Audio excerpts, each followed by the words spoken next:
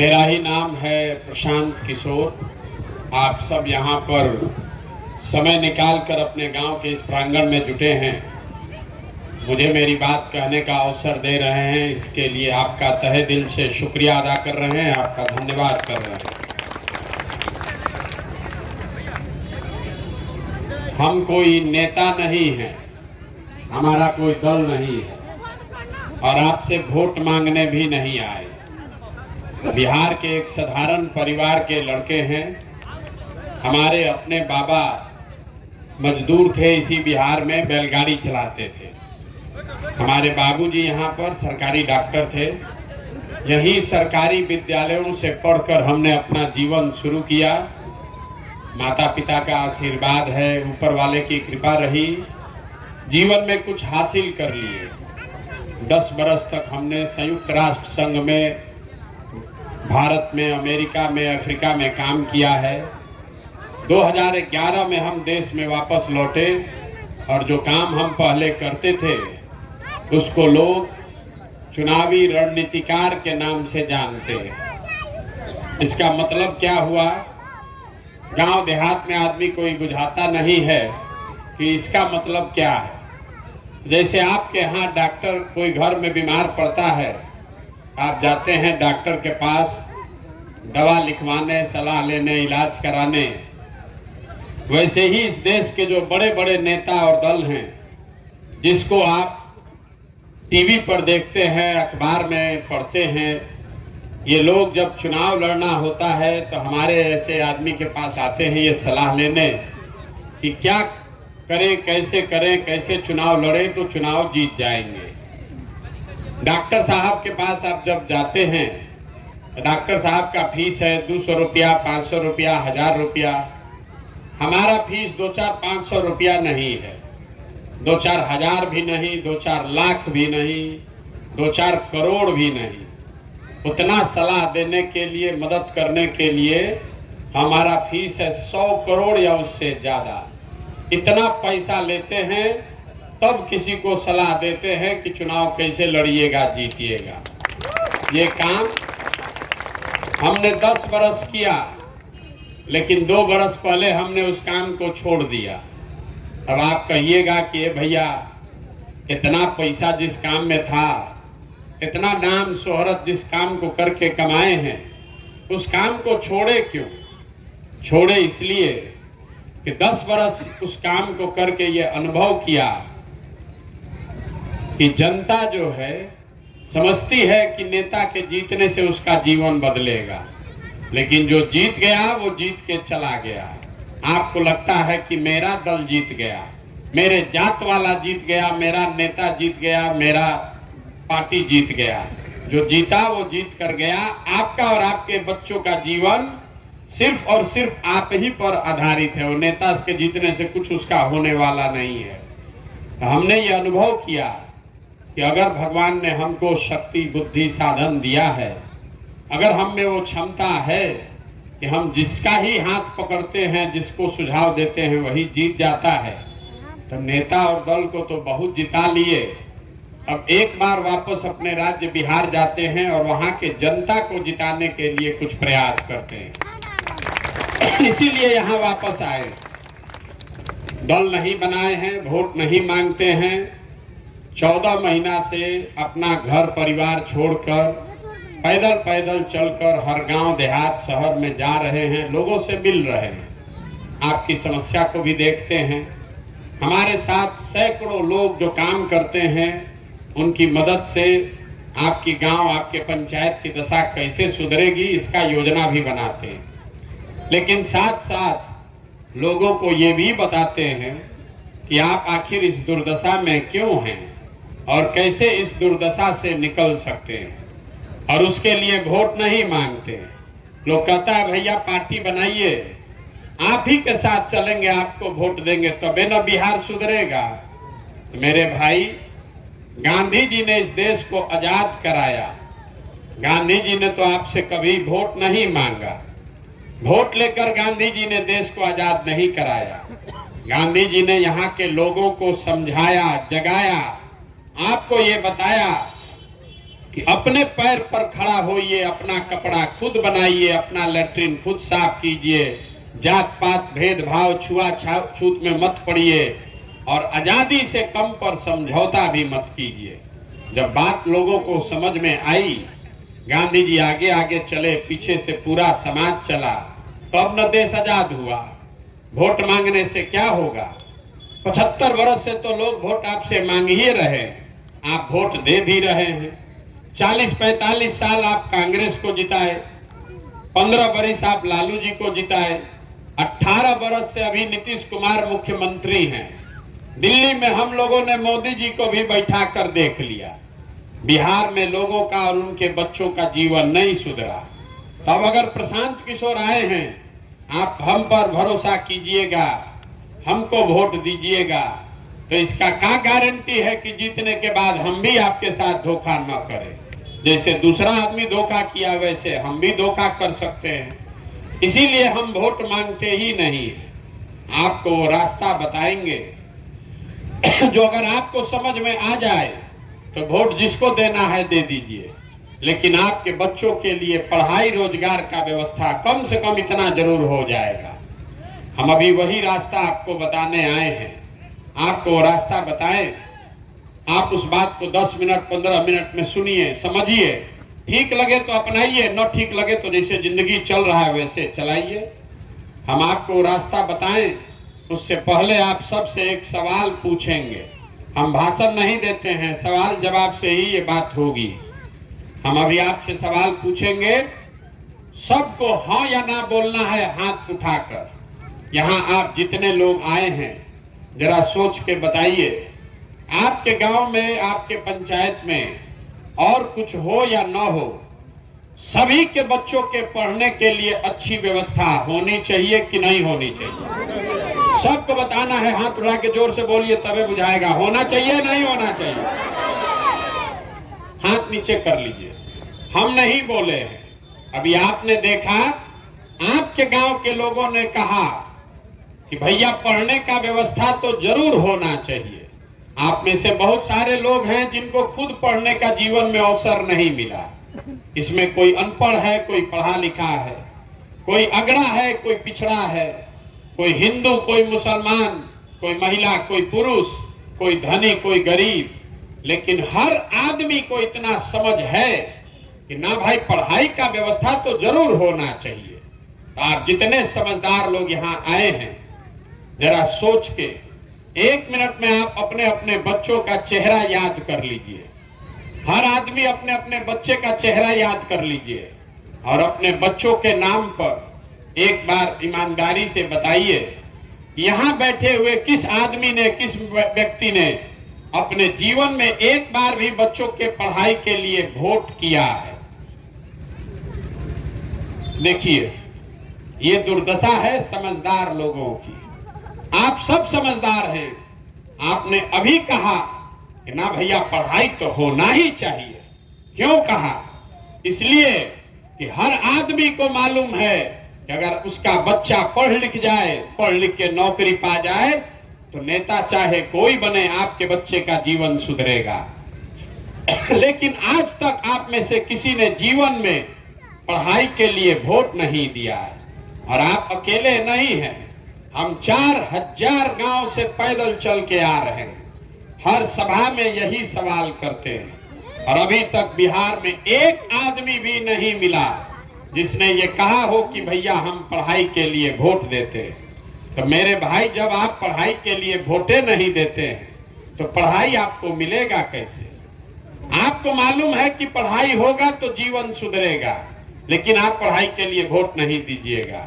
आपको मालूम है कि यहाँ चीनी मिल चलने लगे, फैक्ट्री लग जाए तो आपके बच्चों को रोजगार मिलेगा, लेकिन आप फैक्ट्री रोजगार के लिए वोट नहीं देते।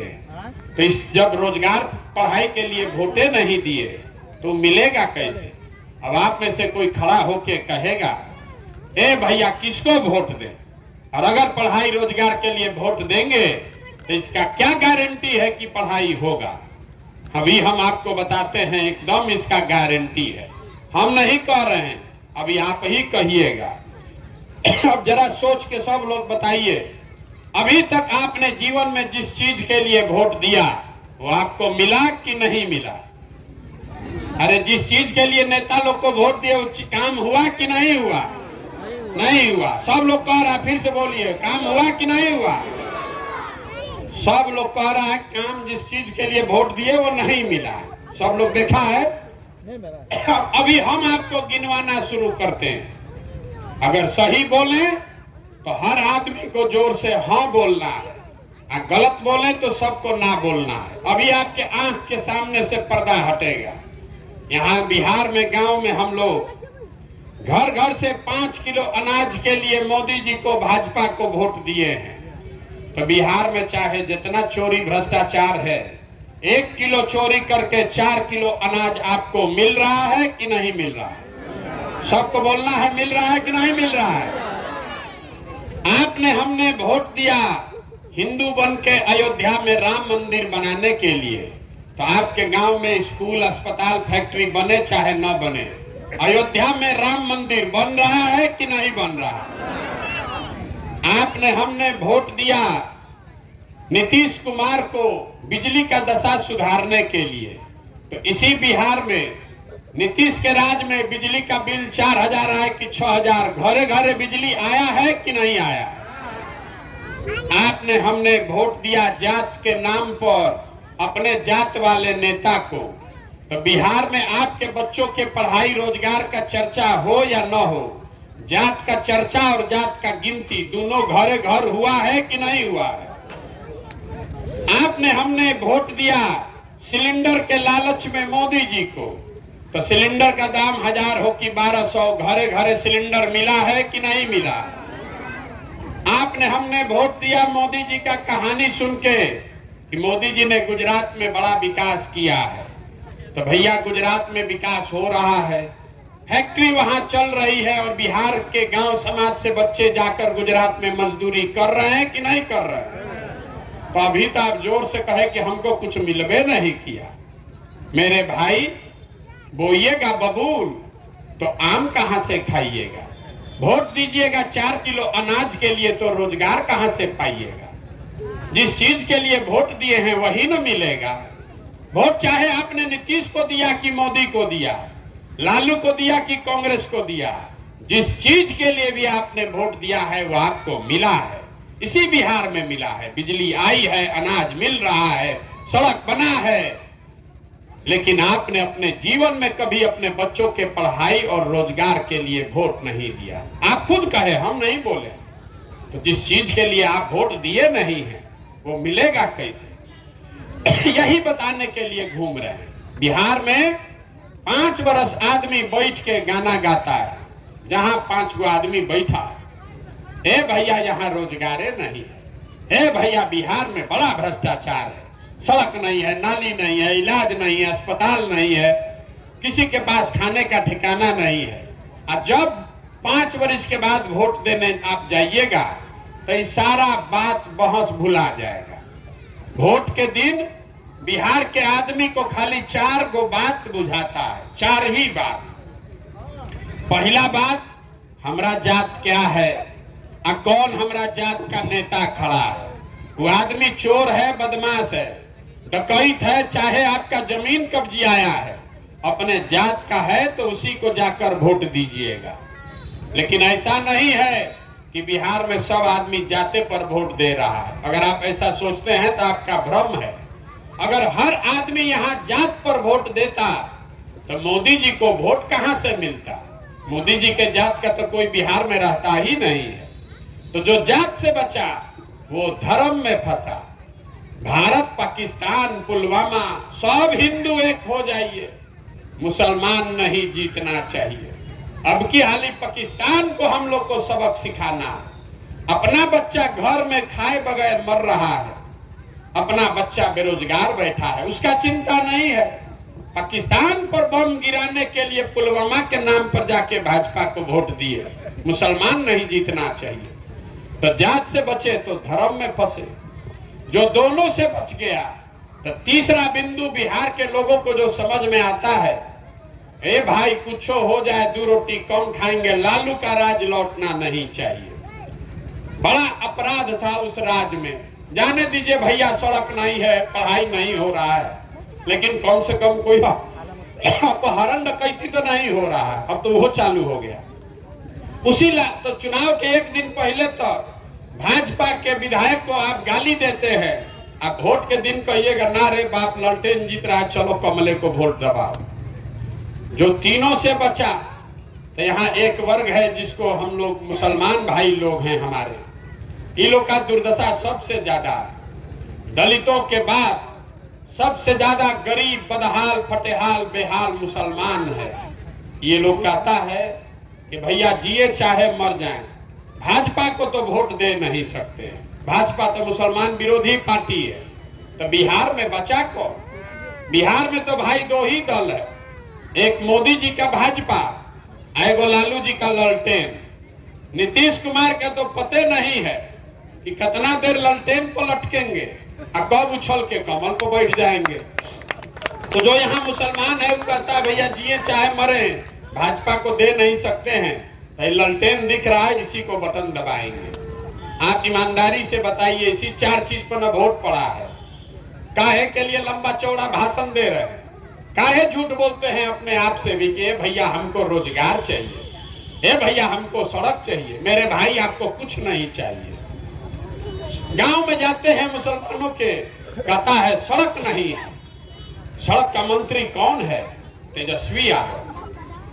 आप कहते हैं भैया यहाँ अस्पताल नहीं है, अस्पताल का मंत्री कौन है? तेजस्वी यादव। आप कह रहे हैं कि नाली गली है, ये नहीं है, पानी घर में मिल नहीं रहा है, तो पानी नली गली का मंत्री कौन है? ग्रामीण कार्य मंत्री तेजस्वी यादव। आप कह रहे हैं कि दाखिल खारिज में 15,000 20,000 घूस लग रहा है, उसका मंत्री कौन है? वो भी आरजेडी के आलोके जी हैं। पढ़ाई नहीं हो रहा है, उसका मंत्री कौन है? वो भी चंद्रशेखर जी आरजेडी के हैं। अब फिर चुनाव होगा तो आप उछल के फिर कमल को वोट, लालटेन को वोट दबाइएगा, तो आपका बच्चा नहीं भोगेगा तो कौन भोगेगा? और खाली आरजेडी का लालटेन का वोटर नहीं बंधुआ मजदूर है, यहाँ बैठे हुए बहुत सारे लोग मोदी जी के भी बहुत बड़े भक्त हैं। कहता है सांसद को नहीं दिए हैं, विधायक को नहीं दिए भैया, हम तो मोदी जी को देख कर दिए। 2011-12 में जब आप मोदी जी का नाम नहीं सुने होंगे, तब हमने मोदी जी का झंडा उठाया। तब तो आप नामों नहीं जानते थे कौन है मोदी। आज हम ही से आदमी झगड़ा करता है, ए भैया आप बिहार में प्रयास कीजिए, दिल्ली में मोदी जी को रहने दीजिए। काहे? कहता है मोदी जी से देश का कल्याण होगा। अब कौन बहस करे? मेरे भाई, आपको जितने यहाँ मोदी जी के भाजपा के समर्थक हैं, उनको एक छोटा सा चुनौती देकर जा रहे हैं। घरे जाकर देखिए, याद कीजिएगा, मोदी जी 10 बरस से इस देश के प्रधानमंत्री हैं। मोदी जी ने 10 बरस में बिहार के लिए कुछ किया कि नहीं किया, इस बहस को छोड़ दीजिए।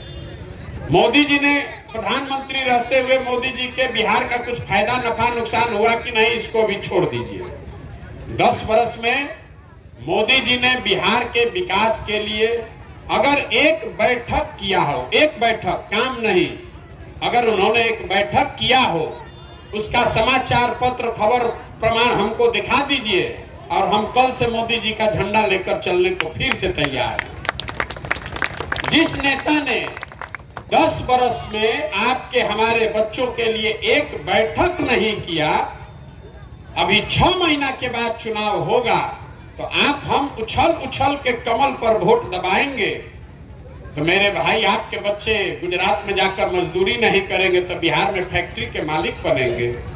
जब आपके अकल पर पर्दा पड़ा हुआ है तो कौन सुधारेगा? कोई जात के नाम पर बंधुआ मजदूर है, कोई धर्म के नाम पर बंधुआ मजदूरी है, कोई लालू के डर से भाजपा को, कोई भाजपा के डर से लालू को।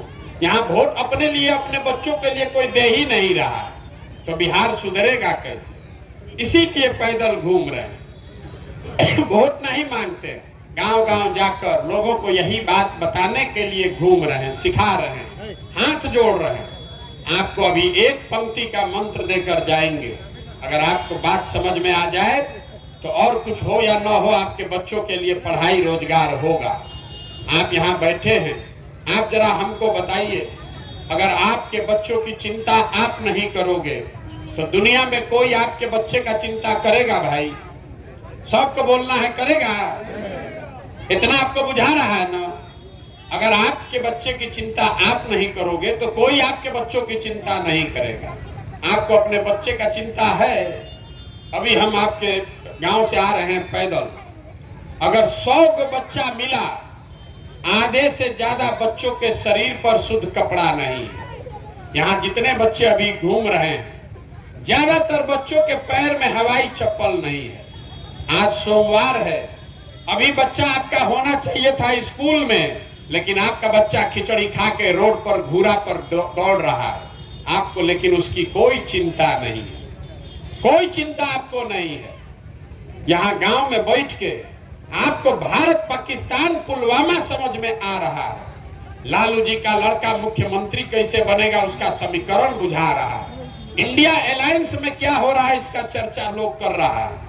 मोदी जी का 56 इंच का सीना भी आपको दिख रहा है, खाली अपने बच्चों की दुर्दशा नहीं दिख रही। यहाँ पर जितने लोग बैठे हैं, कहता भैया पढ़ाई नहीं हो रहा, हम दावे के साथ कह रहे हैं कोई आप में से 5 आदमी भी आज तक स्कूल में नहीं गया होगा ये देखने के लिए कि भाई पढ़ाई क्यों नहीं हो रहा।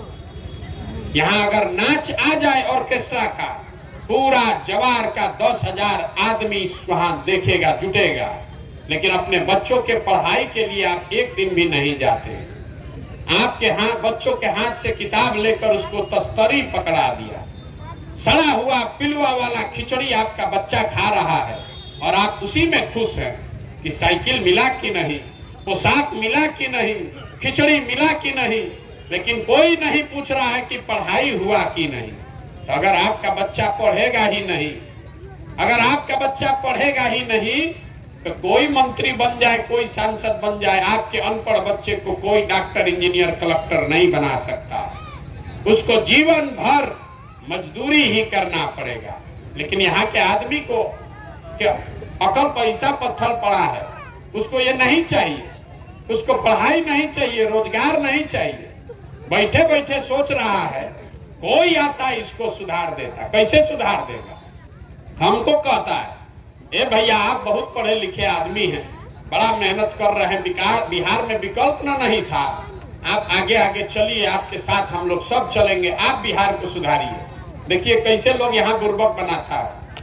आप हमारे साथ चलने वाले हैं। जो समाज में लोग अपने बच्चों के साथ नहीं खड़े हैं, अपने बच्चों के आधा पेट खाकर सोने से आपका जात धर्म नहीं छूटा, तो हमारे 14 महीना चलने से आप सुधरने वाले हैं। आप कभी नहीं सुधरिएगा, कभी यहाँ का आदमी सुधरिए नहीं सकता। हमारा साथ क्या दीजिएगा? आप तो अपने बच्चे के साथ नहीं खड़े, आपको तो अपना ठिकाने नहीं, हमारा साथ दीजिएगा। आप जिस गांव में जाइए कहता है मुखिया जी बड़ा चोर है भैया। अरे मुखिया हम लोग का कामे नहीं कर रहा है, नाली गली नहीं बनवाया, राशन कार्ड में 2,500 30,000 3,000 घूस ले रहा है, इंदिरा आवास तो मिलिए नहीं रहा है, मिलेगा तो 30,000 35,000 घूस लगेगा। आपके मुखिया का बात नहीं हो रहा। 4,000 गांव में लोग हमको यही बोला। अभी यहाँ जितने आप बैठे हैं 2 साल पहले मुखिया का चुनाव था, आपने भी देखा होगा। यही समाज, यही लोग जो आज चिल्ला रहे हैं कि बड़ा भ्रष्टाचार है, 500-500 रुपया में वोट बेचे आप, मुर्गा भात खाकर वोट दिए आप, 2-2 गो पाउच पर वोट का सौदा किए आप, तो आपका मुखिया चोर नहीं होगा तो हरिश्चंद्र होगा। अरे यहाँ का आदमी का तो इतना दुर्दशा है कि उसको चोरी भी नहीं करने आ रहा। जिस मुखिया को, विधायक को आप 500 रुपया के लालच में जात के नाम पर मुर्गा भात खाकर वोट देते हैं, वही जब जीत कर आता है तो आपके और आपके बच्चों के हलक में उंगली डाल के 10,000 20,000 घूस लेता है, और आप बाप बाप चिल्लाते हैं कि बिहार में बड़ा भ्रष्टाचार है। जब आप वोट 500 रुपया में बेच रहे थे तो आप भ्रष्टाचार नहीं कर रहे थे। बिहार में सब ऐसी चक्कर में है कि हम लूट के अपना घर भर ले और पूरा समाज ईमानदार हो जाए। अरे भाई, जब समाजे चोर है तो नेता ईमानदार होगा कैसे? नहीं हो सकता है। एगो प्रशांत किशोर आए कि 10 प्रशांत किशोर आए, ये सुधरने वाला नहीं है। जब तक आप नहीं सुधरिएगा, आप नहीं जगिएगा, तब तक इसको कोई नहीं सुधार सकता है। तो इस पूरे अभियान में हम एक ही बात आपसे आशा अपेक्षा रखते हैं, एक ही बात सिखा रहे हैं, वोट जिसको देना है दीजिए, आपके मत मारा गया है, जिसको देना है दीजिए, लेकिन वोट देते समय स्वार्थी बनिए, अपना स्वार्थ देखिए, अपने बच्चों का स्वार्थ देखिए। नेता आकर कहता है देश के लिए वोट दीजिए, कोई कहता है जात के लिए दीजिए, कोई कहता है धर्म के लिए दीजिए। हम एक एक गांव में बात जाकर सिखा रहे हैं, वोट जिसको देना है दीजिए, लेकिन वोट अपने बच्चों के लिए दीजिए। अगर आप अपने बच्चों के लिए वोट नहीं देंगे तो दुनिया में कोई आपके बच्चों के लिए खड़ा नहीं होगा। बिहार में हमको लोग कहता है कि मोदी जी को वोट दिए हैं देश को मजबूत बनाने के लिए। अरे मेरे भाई, अगर आपके बच्चे, बिहार के सारे बच्चे अनपढ़ और बेरोजगार हो जाएंगे तो उससे देश मजबूत होगा कि देश कमजोर हो जाएगा? अगर देश को भी मजबूत बनाना है तो आपको अपने बच्चों को मजबूत बनाना पड़ेगा। यही बात बताने के लिए घूम रहे हैं। ठीक लगे तो इसको अपनाइए, और न ठीक लगे तो जिसका झंडा लेकर घूम रहे हैं, जिसका बंधुआ मजदूरी कर रहे हैं, वो करते रहिए, हमको उससे कोई फर्क नहीं है। मैं एक नारा लगाकर खत्म करूंगा, मैं बोलूंगा जय बिहार, आप सबको बोलना है जय जय बिहार, जय बिहार। इतने दम है, जय बिहार। और सब आदमी उत्तर प्रदेश में रहते हो कि केरल में? जय बिहार, जय बिहार, जय बिहार। बहुत बहुत धन्यवाद।